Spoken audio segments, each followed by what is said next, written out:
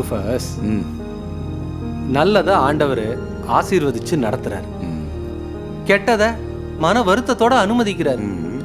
நம்ம ஆண்டவர் தீங்குல பிரியப்படுற ஆண்டவர் கிடையாது.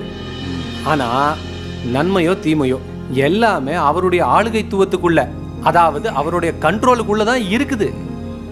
அது மட்டும் இல்ல ரூஃபஸ், ஆண்டவருடைய ஆளுகைத்துவத்தை ஒரு தனி குணமா பார்க்க கூடாது.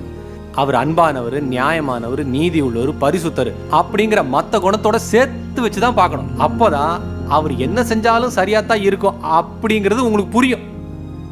புரியுது, ஆனா ஏத்துக்க தான் கொஞ்சம் கஷ்டமா இருக்கு. நம்ம தான் ஆண்டவருக்கு ஏற்ற மாதிரி இருக்கணும், ஆண்டவர் நமக்கு ஏற்ற மாதிரி இருக்கணும்னு அவசியம் கிடையாது. ஆமா, ஆண்டவர் சர்வ வல்லவர் தானே? ஆமா, இதுல என்ன சந்தேகம்? அப்படின்னா அநியாயத்தை தடுத்து நிறுத்த வேண்டியதானே, வியாதி எல்லாத்தையும் ஒழிக்க வேண்டியதானே? ஆண்டவர் நம்ம மேல அன்பு வச்சதுனால நம்ம எல்லாருக்கும் சுய விருப்பம் கொடுத்துருக்காரு, அதான் ஃப்ரீ வில். பொதுவா ஆண்டவர் அதுக்குள்ள தலையிடுறது இல்லை.